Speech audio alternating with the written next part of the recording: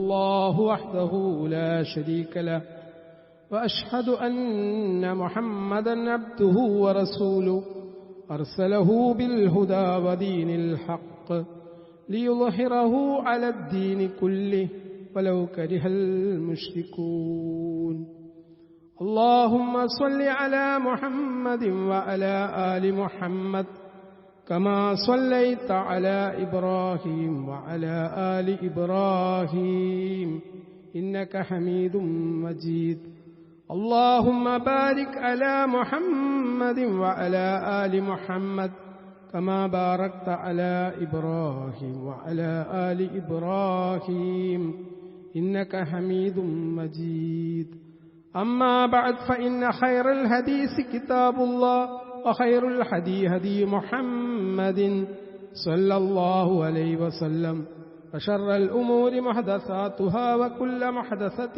بدعة وكل بدعة ضلالة وكل ضلالة في النار يا أيها الذين آمنوا اتقوا الله حق تقاته ولا تموتن إلا وأنتم مسلمون أعوذ بالله من الشيطان الرجيم بسم الله الرحمن الرحيم يا أيها الذين آمنوا لا تخونوا الله والرسول وتخونوا أماناتكم وأنتم تعلمون واعلموا أنما أموالكم وأولادكم فتنة وأن الله عنده أجر عظيم.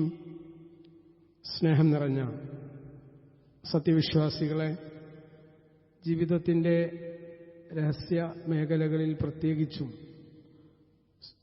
പരസ്യ മേഖലയിലും അള്ളാഹുവിൻ്റെ വിധിവിലക്കുകൾ കഴിവിൻ്റെ പരമാവധി സൂക്ഷിച്ച് ജീവിക്കണമെന്ന് എന്നോടും നിങ്ങളോടും ഉണർത്തുന്നു, വസിയത്ത് ചെയ്യുന്നു. അള്ളാഹു സുബ്ഹാനഹു വ തആല നമുക്ക് ഓരോരുത്തർക്കും അതിനുള്ള തൗഫീക്ക് പ്രദാനം ചെയ്യുമാറാവട്ടെ.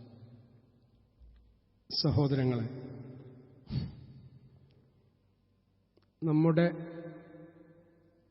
കുടുംബ ബന്ധങ്ങൾ ശിഥിലമായിക്കൊണ്ടിരിക്കുന്ന ഒരു കാലഘട്ടത്തിലാണ് നമ്മൾ ജീവിച്ചുകൊണ്ടിരിക്കുന്നത്. പ്രത്യേകിച്ച് സോഷ്യൽ മീഡിയയിൽ കൂടി സഞ്ചരിക്കുമ്പോൾ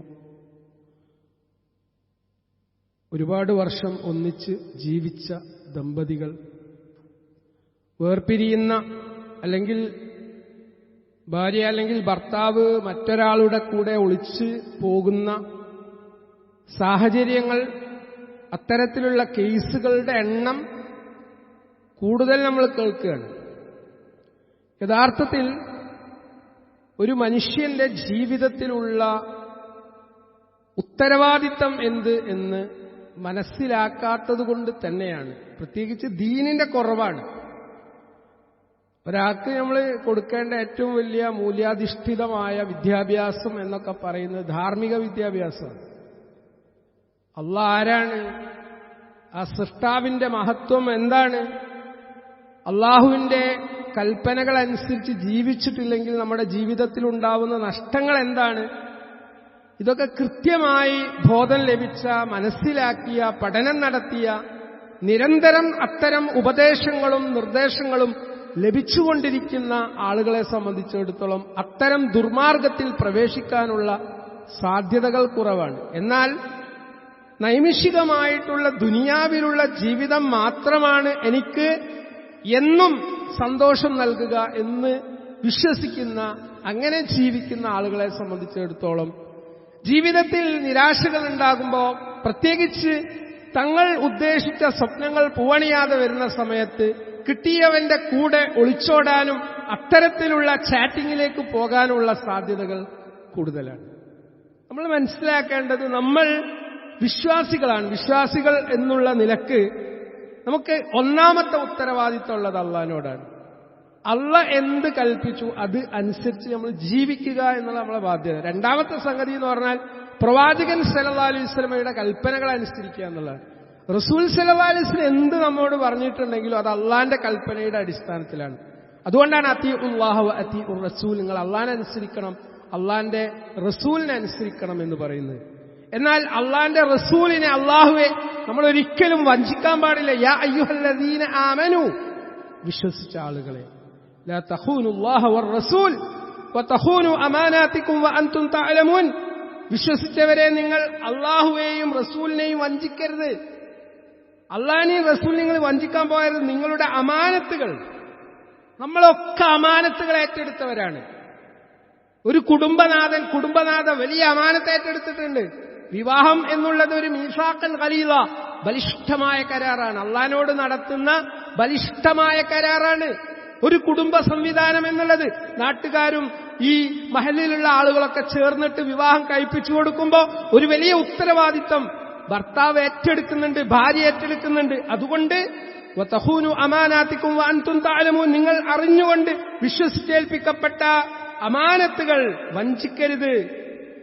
വഞ്ചിക്കാൻ പാടില്ല. വഞ്ചിച്ചിട്ടുണ്ടെങ്കിൽ അതിന്റെ റിസൾട്ട്, അതിന്റെ എന്താണ്, അനന്തര ഫലങ്ങൾ നമ്മുടെ ജീവിതത്തിൽ ഉണ്ടാകും. പിന്നെ ഖുർആൻ പറയാണ്, വഅലമൂ, നിങ്ങൾ അറിയണം, അന്നമാ അംവാലുക്കും വഔലാദുക്കും ഫിത്ന, നിങ്ങളുടെ സ്വത്തുക്കളും നിങ്ങളുടെ സന്താനങ്ങളും ഒരു പരീക്ഷണം മാത്രമാണ്. നിങ്ങൾ വിചാരിച്ചെല്ലാം ഇവിടുന്ന് കിട്ടൂല. നിങ്ങളെ സ്വത്ത് വിചാരിച്ച പോലെ ചിലപ്പോൾ കിട്ടണമെന്നില്ല, നഷ്ടങ്ങളുണ്ടാവും, ബിസിനസ് പൊളിയും. പരീക്ഷണമാണ്. സന്താനങ്ങൾ നമ്മൾ ഉദ്ദേശിക്കുന്ന രൂപത്തിൽ ചിലപ്പം ആവണമെന്നില്ല. നൂഹ് നബി അലൈഹി ഇസ്ലാമിന്റെ ചരിത്രം നമുക്കറിയാം. അതുകൊണ്ട് വഅന്നല്ലാഹ ഇൻദഹു അജ്റുൻ അളീം, തീർച്ചയായും അള്ളാഹുവിന്റെ അടുത്ത് വമ്പിച്ച പ്രതിഫലമുണ്ട്. നിങ്ങൾ മനസ്സിലാക്കണം, ക്ഷമ അവലംബിക്കണം. അതുകൊണ്ട് അള്ളാഹുവേയും റസൂലിന്റെയും കൽപ്പനാ നിർദ്ദേശങ്ങളെ ലംഘിക്കുന്ന എല്ലാ പ്രവൃത്തിയും അള്ളാഹുവെ വഞ്ചിക്കലാണെന്ന് നമ്മൾ മനസ്സിലാക്കണം. അള്ളാഹുവിന്റെയും റസൂലിന്റെയും ഭാഗത്തു നിന്നോ വിശ്വാസപൂർവം ബാധ്യത ഏൽപ്പിക്കപ്പെട്ട എല്ലാത്തരം കാര്യങ്ങളിലും നടത്തപ്പെടുന്ന കൃത്രിമം, നമ്മൾ മനസ്സിലാക്കേണ്ട സംഗതി എന്താണ്? അമാനത്തുകളെ വഞ്ചിക്കുക എന്ന് പറഞ്ഞാൽ എന്താ? നമ്മുടെ ജീവിതത്തെ അമാനത്തുകൾ നമ്മൾ വഞ്ചിക്കുന്നു എന്ന് പറഞ്ഞാൽ അള്ളാഹുവേയും റസൂലിന്റെയും വചനങ്ങളെ ദുർവ്യാഖ്യാനം ചെയ്യുക. അള്ളാഹു റസൂൽ ഒരു കാര്യം കൃത്യമായിട്ട് നമുക്ക് പഠിപ്പിച്ചിട്ടുണ്ടെങ്കിൽ അത് നമ്മുടെ ഇഷ്ടത്തിനനുസരിച്ച് ദുർവ്യാഖ്യാനം ചെയ്യാൻ അനുവാദമില്ല. തെളിവ് നൽകേണ്ടുന്ന സന്ദർഭങ്ങളിൽ മൗനം അവലംബിക്കുക. നമുക്കറിയാം, എന്നാ നമ്മൾ ഉണ്ടാക്കുക. ഇത് അള്ളാഹിനോടും റസൂലിനോടും കൊഞ്ഞനം കാട്ടുന്നതിന് തുല്യമാണ്. ആവശ്യം നേരിടുന്ന സന്ദർഭത്തിൽ യഥാർത്ഥത്തിലുള്ള മതവിധി വ്യക്തമാക്കാതെ മൂടിവെക്കുക. പണ്ഡിതന്മാരെ സംബന്ധിച്ചിടത്തോളം, അറിവുള്ളവരെ സംബന്ധിച്ചിടത്തോളം ഒരു വിഷയത്തിൽ ഹുക്കുമ ചോദിച്ചു, എന്നിട്ടത് മൂടിവെക്കുക പാടില്ല. അവസരത്തിനൊത്ത് ഫത്വ കൊടുക്കുക പാടില്ലാത്ത കാര്യമാണ്. സക്കാത്തിന്റെ കടമകളിൽ നിന്നും മറ്റും ഒഴിഞ്ഞു മാറാൻ വേണ്ടി ധനം കൃത്രിമമായിട്ട് കൈമാറ്റം നടത്തുക. ആ സമ്പത്ത് എനിക്ക് സക്കാത്ത് കൊടുക്കേണ്ടി വരും ഓരോ വർഷവും, അപ്പൊ അത് ഒഴിവാക്കാൻ വേണ്ടിയിട്ട് ഞാൻ ഇടപാടുകൾ നടത്തുക. മറ്റുള്ളവരുടെ ദൃഷ്ടിയിൽപ്പെടാത്ത സന്ദർഭത്തിൽ ഫർളായിട്ടുള്ള കാര്യങ്ങൾ പോലും ഒഴിവാക്കുക. ഇത് അള്ളാഹിനോടും റസൂലിനോടും നമ്മൾ നടത്തുന്ന വഞ്ചനയാണ്. അന്യരുടെ സ്വത്തുക്കൾ കൈകാര്യം ചെയ്യുന്ന സന്ദർഭത്തിൽ അവർക്ക് നഷ്ടം വരുത്തുന്ന ഇടപെടലുകൾ നടത്തുക പാടില്ല. സൂക്ഷിക്കാൻ ഏറ്റുവാങ്ങിയിട്ടുള്ള വസ്തുക്കൾ മൂടിവെക്കുക, അല്ലെങ്കിൽ അതിൽ ഉപേക്ഷ വരുത്തുക ഒരിക്കലും ഉണ്ടാവാൻ പാടില്ല. മറ്റുള്ളവരുടെ രഹസ്യങ്ങൾ പുറത്തറിയിക്കുക പാടില്ലാത്ത ഇതൊക്കെ റസൂലിനോടും അള്ളാഹിനോടും നമ്മൾ നടത്തുന്ന വഞ്ചനയാണ്. അതുകൊണ്ട് മുസ്ലിം എന്നുള്ളത് പവിത്രമായ ജീവിതം നയിക്കാൻ കൽപ്പിക്കപ്പെട്ടവനാണ്. സഹോദരന്മാരെ, വഅലമു അന്നമാ അംവാലക്കും വഔലാദക്കും ഫിത്ന, നിങ്ങൾ അറിയണം, നിങ്ങളുടെ സ്വത്തുക്കളും സന്താനങ്ങളും ഒരു പരീക്ഷണമാണ്. പരീക്ഷണം എന്ന് പറഞ്ഞാൽ അതിൽ ചിലപ്പോൾ എന്തുണ്ടാകും? സന്തോഷം ഉണ്ടാകും, ചിലപ്പോൾ സന്താപം ഉണ്ടാകും. വിശുദ്ധ ഖുർആൻ മറ്റൊരിടത്ത് പറയുന്നുണ്ട്, യാ അയ്യുഹല്ലദീന ആമനു ലാ തുൽഹികും അംവാലുക്കും വലാ ഔലാദുക്കും അൻ ദിക്രില്ലാ വമൻ യഫ്അൽ ദാലിക ഫഉലൈക ഹുമുൽ ഖാസിറൂൻ. വിശ്വസിച്ച ആളുകളെ, നിങ്ങളുടെ സ്വത്താകട്ടെ മക്കളാവട്ടെ അള്ളാഹുവിന്റെ സ്മരണയിൽ നിന്ന് നിങ്ങളെ അശ്രദ്ധയിലാക്കാതിരിക്കട്ടെ. സ്വത്ത് സമ്പാദിക്കുന്നു, സന്താനങ്ങളുടെ കാര്യത്തിന് വേണ്ടി നമ്മൾ നീങ്ങുന്നു. ആ സന്ദർഭത്തിൽ അള്ളാഹുവിന്റെ ദിക്റിൽ നിന്ന്, അള്ളാഹുവിന്റെ സ്മരണയിൽ നിന്ന് നിങ്ങൾ മാറിപ്പോകാതിരിക്കാൻ പ്രത്യേകം ശ്രദ്ധിക്കണം. സ്വത്ത് സമ്പാദിക്കരുത് എന്ന് പറഞ്ഞിട്ടില്ല. എന്നാൽ സ്വത്ത് സമ്പാദിക്കുന്ന ഘട്ടത്തിൽ നിസ്കാരത്തിന് സമയമായാൽ ബാങ്ക് കൊടുക്കുമ്പോൾ അതിന് ഇജാബത്ത് കൊടുക്കുക എന്നുള്ള നമ്മളുടെ ബാധ്യതയാണ്. മക്കളെ സ്നേഹിക്കണം, ഒരു സംശയമില്ല, ഭാര്യനെ സ്നേഹിക്കണം, കുടുംബത്തെ നോക്കണം. എന്നാൽ അതിനിടയിൽ ഇസ്ലാമികമായിട്ടുള്ള നമ്മുടെ ഫർളായ സുന്നത്തായ കാര്യങ്ങൾ മറന്നുപോകാൻ പാടില്ല. സഹോദരന്മാരെ, നമ്മൾ വളരെ കൃത്യമായി മനസ്സിലാക്കേണ്ട ഒരു കാര്യമാണ്, വ്യഭിചരിക്കുക എന്നുള്ളത് ഇസ്ലാം നിഷിദ്ധമാക്കിയ കാര്യമാണ്. വലാ തഖറബുസ്സിന ഇന്നഹു കാന ഫാഹിഷതൻ വസാഅ സബീല. എന്താണ് വ്യഭിചാരത്തെക്കുറിച്ച് പറഞ്ഞത്? ഇന്ന് പണ്ടുള്ളതുപോലല്ല. ഏതൊരാൾക്കും വ്യഭിചരിക്കാതിരിക്കാൻ പറ്റാത്ത സാഹചര്യങ്ങൾ നമ്മുടെ മുമ്പിലുണ്ട്.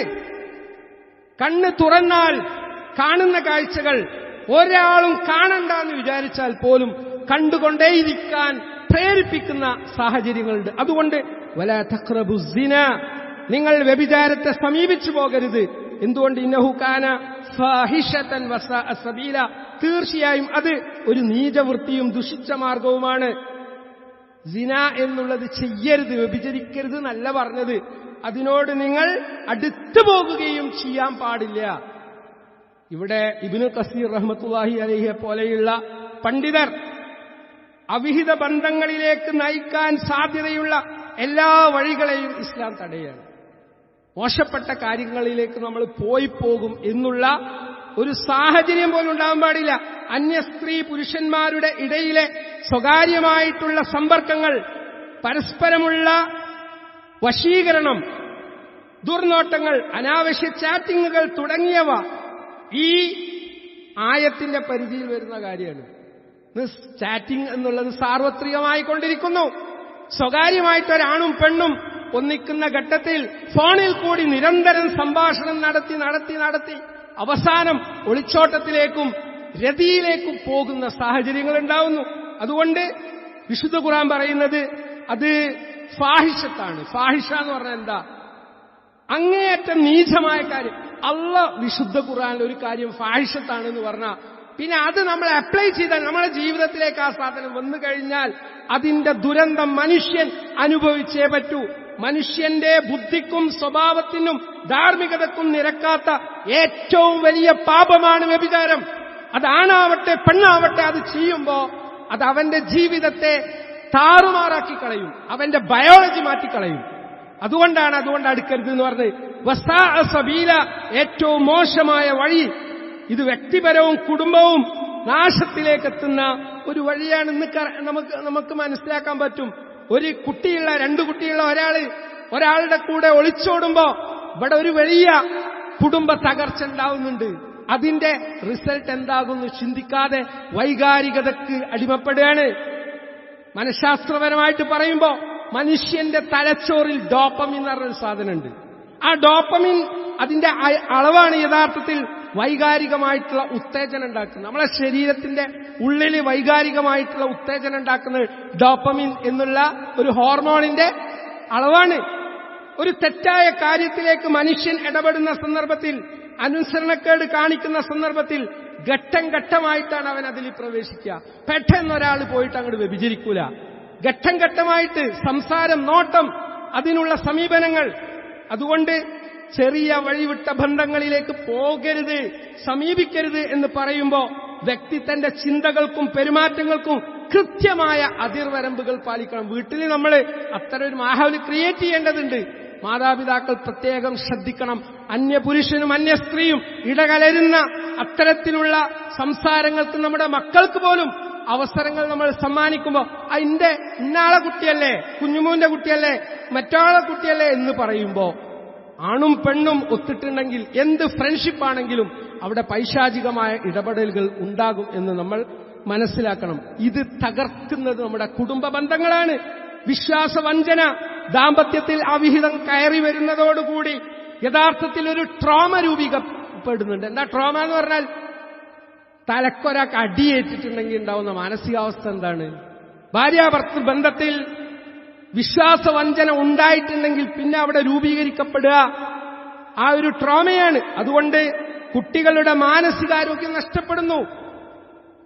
ബാപ്പിയും ഉമ്മയും മാത്രമല്ലല്ലോ, അവർക്ക് മക്കളുണ്ടല്ലോ. അതുകൊണ്ട് മാതാപിതാക്കൾ വഴിവിട്ട ബന്ധങ്ങളിലേക്ക് ഒളിച്ചോടുമ്പോൾ അല്ലെങ്കിൽ കുട്ടികൾക്ക് നഷ്ടപ്പെടുന്നത് മാനസികാരോഗ്യമാണ്. അവർക്ക് അരക്ഷിതാവസ്ഥ ഉണ്ടാവുന്നു, അവരുടെ സുരക്ഷിതത്വം നഷ്ടപ്പെടുന്നു. പഠന വൈകല്യങ്ങൾ ഉണ്ടാകുന്നു, ബന്ധങ്ങളിൽ ഒരു വിശ്വാസവും ഇല്ലാതെയാവുന്നു. കുട്ടികൾ പറയും എനിക്ക് കല്യാണമേ വേണ്ട, കാരണം വാപ്പയും ഉമ്മയും തമ്മിൽ ജീവിച്ച രീതി കണ്ടിട്ടാണ് കുട്ടി ഈ ഒരവസ്ഥയിലേക്ക് എത്തുന്നത്. ആക്രമണവാസന വയലന്റ് ആവുന്നു, ക്രിമിനൽസ് ഉണ്ടാകുന്നു. നമ്മുടെ സമൂഹത്തിൽ ഇത്തരത്തിലുള്ള ക്രിമിനൽസ് ഉണ്ടാവാനുള്ള കാരണം ഇത്തരത്തിലുള്ള ബന്ധങ്ങളാണ്. അതുകൊണ്ട് കഫാബിൽ മർഇ ഇന്നമാഅൻ യുളയ്യ മൻ യഖൂത്, അബൂദാവൂദ് ഉദ്ധരിക്കുന്ന സ്വഹീഹായ ഹദീസിൽ കാണാം, ഒരാൾ താൻ സംരക്ഷിക്കേണ്ടവരെ പാഴാക്കി കളയുന്നത് തന്നെ അവൻ കുറ്റക്കാരനാവാൻ ധാരാളമാണ്. നമ്മൾ ഏറ്റ ഒരു ചുമതലയാണ് നമ്മുടെ ഭാര്യ, നമ്മുടെ മക്കൾ. അവർക്ക് കൃത്യമായ സംരക്ഷണവും പരിരക്ഷയും ഒരുക്കുക എന്നുള്ളത് എന്റെ ബാധ്യതയാണ്. അതിൽ ഞാൻ വീഴ്ച വരുത്തിയിട്ടുണ്ടെങ്കിൽ ആ അമാനത്ത് നാളെ ചോദ്യം ചെയ്യപ്പെടും. കുല്ലുക്കും റാഇൻ വകുല്ലുക്കും മസ്ഊലുൻ അൻ റഇയതിഹി വൽ മർഅതു റാഇയത്തുൻ ഫീ ബൈതി സൗജിഹാ വമസ്ഊലത്തുൻ അൻ റഇയതിഹാ. ഇവിടെ അമ്മായിമ്മ പോരുണ്ടാവും, ചിലപ്പം ഭർത്താവ് ചിലപ്പോൾ മോശമായി പെരുമാറി എന്ന് വരാം. എന്നാൽ നൈമിഷികമായിട്ടുള്ള ഇത്തരം തീരുമാനങ്ങൾ നമ്മൾ എടുക്കുമ്പോ ഓള് മനസ്സിലാക്കണം, ഓന് മനസ്സിലാക്കണം, കുല്ലുക്കും റാഇൻ, നിങ്ങളൊക്കെ ഭരണാധികാരികളാണ്. ഭർത്താവ് ഭരണാധികാരിയാണ്, ഭാര്യ ഭരണാധിപയാണ്. ഭർത്താവ് ഭരണാധികാരി എന്ന് പറയുമ്പോൾ ഭാര്യയെക്കുറിച്ച്, മക്കളെക്കുറിച്ച്, കുടുംബത്തെക്കുറിച്ച് അവൻ ചോദ്യം ചെയ്യപ്പെടും. ഭർത്താവിന്റെ ആ ഒരു കാര്യത്തെ പോലെ തന്നെ ഭാര്യയും ചോദ്യം ചെയ്യപ്പെടും. മക്കളെ മര്യാദക്ക് നോക്കിയോ, ഭർത്താവിനെ പൂർണ്ണമായി സംരക്ഷിച്ചോ, അദ്ദേഹത്തെ അനുസരിച്ചോ, അതൊക്കെ ഓളോടും ചോദിക്കപ്പെടും. അതുകൊണ്ട് ഫസ്വാലിഹാതു ഖാനിതാതുൻ ഹാഫിളാതുൻ ലിൽ ഗൈബി ബിമാ ഹഫിളല്ലാഹ്, നല്ല പെണ്ണുങ്ങൾ ആരാണ്? അനുസരണശീലമുള്ളവരാണ്. ഇന്നത്തെ സോഷ്യൽ മീഡിയ സംവിധാനം വന്നതോടുകൂടി കുടുംബ ജീവിതത്തിന്റെ ബെല്ലും ബ്രേക്കും നഷ്ടപ്പെട്ട ഒരു കാലാവസ്ഥയിലേക്ക് നമ്മൾ മാറിക്കൊണ്ടിരിക്കുകയാണ്. അവിടെ ആരും ആരെയും അനുസരിക്കേണ്ടതില്ല. അർരിജാലു ഖവ്വാമൂന അലൻ നിസാ എന്ന വിശുദ്ധ ഖുർആന്റെ കൽപ്പന എന്താണത്? ഒരു സമൂഹത്തിൽ, ഒരു കുടുംബ ജീവിതത്തിൽ ആണ് എന്ന് പറഞ്ഞാൽ സായക്കാണ്, അയാൾ ഡ്രൈവറാണ്. കുടുംബ ജീവിതത്തിന്റെ ആ ഒരു നേതൃത്വം, ആ ഒരു ചെയർമാൻഷിപ്പ് ആ ഭർത്താവിനുണ്ട്, അയാളെ അനുസരിച്ചേ പറ്റൂ. എന്നാൽ പെണ്ണിന് പെണ്ണിന്റേതായിട്ടുള്ള അവകാശങ്ങളുണ്ട്. നല്ല പെണ്ണാരാണ്? അനുസരണശീലമുള്ളവളാണ്. അള്ളാഹു കാത്തു സൂക്ഷിക്കാൻ കൽപ്പിച്ചിട്ടുള്ള കാര്യങ്ങൾ അദ്ദേഹത്തിന്റെ അസാന്നിധ്യത്തിൽ കാത്തു സൂക്ഷിക്കുന്നവളാണ്. അവളുടെ പാതിവൃത്തം, ചാരിത്രം സൂക്ഷിക്കേണ്ടവളാണവൾ. അതുകൊണ്ട് യാ അയ്യുഹല്ലദീന ആമനു, വിശ്വസിച്ചവരെ, ഖൂ അൻഫുസകും വഅഹ്ലീകും നാറ, നമ്മോടുള്ള കൽപ്പനയാണ്. നിങ്ങൾ സ്വന്തം കാര്യം മാത്രം നോക്കിയാ പോരാ, കുടുംബത്തിന്റെ കാര്യം കൂടി നോക്കേണ്ടതുണ്ട്. നിങ്ങൾ വൈകാരികമായിട്ടുള്ള ഒരവസ്ഥയിൽ അങ്ങോട്ട് ചാടിയിറങ്ങുക. ആ സമയത്ത് നിങ്ങൾക്ക് മക്കളുണ്ട്, ആ മക്കൾ എന്തായിത്തീരും എന്ന് നിങ്ങൾ അന്വേഷിക്കണം. നിങ്ങൾക്ക് ബാധ്യതയുണ്ട്. ഖൂ അൻഫുസകും, നിങ്ങൾ സ്വന്തത്തെ രക്ഷിക്കണം. എന്തിൽ നിന്ന്? നരകത്തിൽ നിന്ന്. വാഹിലീക്കും, നിങ്ങളുടെ കുടുംബത്തെയും. വഖൂദുഹന്നാസ് വൽ ഹിജാറ, ഏതാണ് ആ തീ, ഏതാണ് ആ നരകം? മനുഷ്യരും കല്ലുകളും ഇന്ധനമാക്കപ്പെട്ട ആ നരകത്തിന്റെ തീയിൽ നിന്ന് നിങ്ങൾ രക്ഷപ്പെടണം എന്നുള്ള കൽപ്പന സഹോദരന്മാരെ നമ്മൾ മനസ്സിലാക്കേണ്ടതുണ്ട്. അള്ളാഹു നിർദ്ദേശിച്ച ഇത്തരം കാര്യങ്ങൾ നമ്മുടെ ജീവിതത്തിൽ പകർത്താൻ നമ്മൾ ശ്രദ്ധിക്കുക. അള്ളാഹു നമ്മെ അനുഗ്രഹിക്കട്ടെ.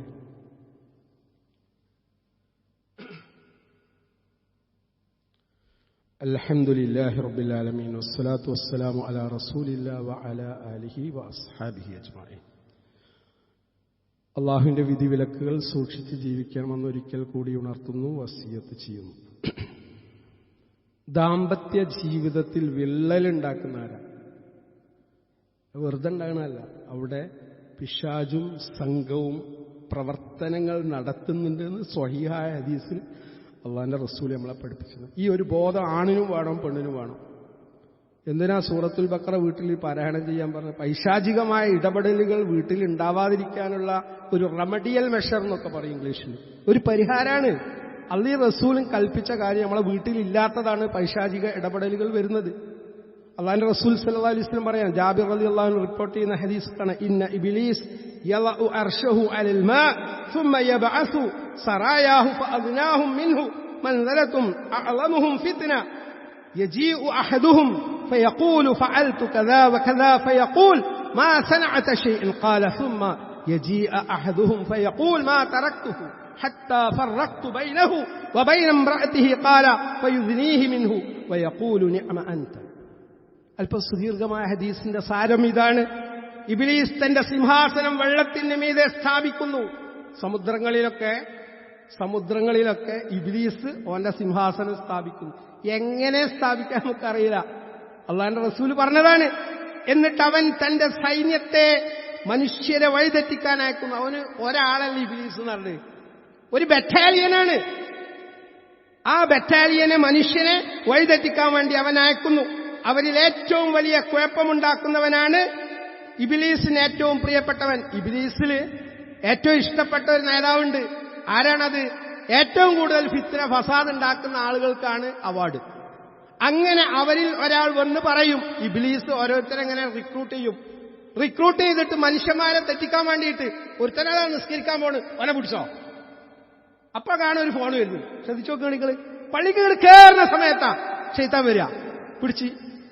അപ്പോ ഭയങ്കര സംഭവം. എന്റെ ആ കോള് അല്ല ഇതിലോട്ട് കൊടുക്കി 5 മിനിറ്റ് അവിടെ നിന്നോ, ഇങ്ങനെ പിടിക്കുക. അപ്പൊ ഞാൻ പറയുന്നത്, അങ്ങനെ ഒരാൾ വന്നിട്ട് പറയും ഞാൻ ഇന്ന കാര്യങ്ങൾ ചെയ്തു. അപ്പൊ ഇബ്ലീസ് പറയും നീ കാര്യമായിട്ടൊന്നും ചെയ്തിട്ടില്ല. ഞാൻ ചെയ്തത് കറക്റ്റാണ്, പക്ഷെ കാര്യമായിട്ടൊന്നും ചെയ്തില്ല.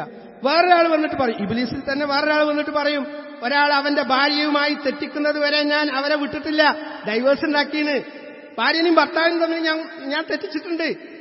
അപ്പ ഇബ്ലീസ് അവനെ ഒന്നുകൂടി അടുപ്പിച്ച് കണ്ടു നിർത്തും. എന്നിട്ട് പറയും നീയാണ് കാമൻ, ഇതാണ് നേതാവ്. ഇത് ബുഖാരി മുസ്ലിം ഉദ്ധരിച്ച സഹിയായിട്ടുള്ള ഹദീസാ. എന്താ ഇത് നമ്മൾ മനസ്സിലാക്കേണ്ടത്? കുടുംബത്തെ ശിഥിലമാക്കുക, ഭാര്യ ഭർത്താക്കന്മാരെ തെറ്റിക്കുക എന്നുള്ള അവന്റെ ഡ്യൂട്ടിയാണ്. അപ്പൊ നമ്മളെ ഇടയിൽ ഇബ്ലീസ് വരുമ്പോ അഊദു ബില്ലാഹി മിനശ് ശൈത്വാനിർ റജീം എന്ന് ചൊല്ലാൻ, റദീതു ബില്ലാഹി റബ്ബൻ വബിൽ ഇസ്ലാമി ദീനൻ വബി മുഹമ്മദിൻ നബിയ എന്ന് ചൊല്ലാൻ, പ്രാർത്ഥനകൾ ചൊല്ലാൻ, അള്ളാഹുവിൽ ശരണം ചോദിക്കാൻ, ചെറിയ തെറ്റുകളൊക്കെ അങ്ങോട്ടും കൊണ്ട് വിട്ടുവീഴ്ച ചെയ്യാൻ നമുക്ക് സാധിക്കണം. ദുനിയാവിലെല്ലാം പൂർണ്ണമല്ല കൂട്ടരെ.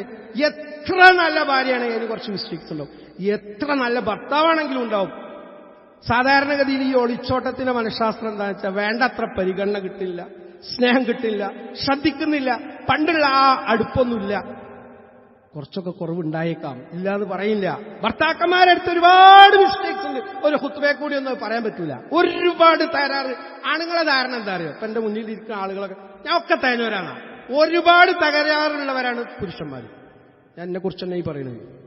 ഈ സ്ത്രീകളെ നമ്മൾ മനസ്സിലാക്കാതെ പോകുന്നുണ്ട്. ആ മനസ്സിലാക്കാതെ പോകുന്നത് തന്നെയാണ് ഇത്തരം ഒളിച്ചോട്ടങ്ങൾക്ക് കാരണം. അല്ലാതെ കാമപൂർത്തീകരണം എന്നുള്ള രീതിയിൽ സോഷ്യൽ മീഡിയയിൽ കമന്റ് അടിക്കുമ്പോ ഒരു സയൻസ് പറയാത്തവരാണ് അത്തരം വ്യാഖ്യാനങ്ങൾ കൊടുക്കുന്നത്. അതുകൊണ്ട് പ്രിയപ്പെട്ടവരെ, സ്ത്രീകളെ നമ്മൾ മനസ്സിലാക്കുക, അവർക്ക് സുരക്ഷിതത്വം കൊടുക്കുക, അവർക്ക് കരുതൽ കൊടുക്കുക, അവരെ നമ്മൾ തലോടുക, അവരെ നമ്മൾ പ്രശംസിക്കുക, അവരെ നമ്മൾ പരിഗണിക്കുക. നമ്മളെ വീട്ടിൽ 24 hours വർക്ക് ചെയ്യുന്ന അവർക്ക് വേണ്ട പരിഗണന നമ്മൾ കൊടുത്തിട്ടില്ലെങ്കിൽ ഏതെങ്കിലും ഒരു ചങ്ങായി വിളിക്കുമ്പോഴേക്കും അവന്റെ ആ ചാറ്റിങ്ങിൽ കുടുങ്ങി പോയേക്കാം. അതുകൊണ്ട് ഇത്തരം തെറ്റുകൾ വരാതിരിക്കാനുള്ള ആ ഒരു മുൻകരുതൽ നമ്മുടെ ജീവിതത്തിൽ ഉണ്ടാവേണ്ടതുണ്ട്. അള്ളാഹു നമ്മെ അനുഗ്രഹിക്കട്ടെ. അല്ലാഹു മഗ്ഫിറിൽ മുഅ്മിനീന വൽ മുഅ്മിനാത്ത് വൽ മുസ്ലിമീന വൽ മുസ്ലിമാത്ത് അൽ അഹ്യാഅ മിൻഹും വൽ അംവാത്ത് ഇന്നക മുജീബുദ് ദഅവാതി യാ ഖാദിയൽ ഹജാത്ത് توفنا مسلما وألحقنا بالصالحين. اللهم أجرنا من النار، اللهم أجرنا من النار، اللهم أجرنا من النار. ربنا تقبل منا إنك أنت السميع العليم وتب علينا إنك أنت التواب الرحيم. ربنا آتنا في الدنيا حسنة وفي الآخرة حسنة وقنا عذاب النار. وصلى الله على محمد وعلى آله وصحبه.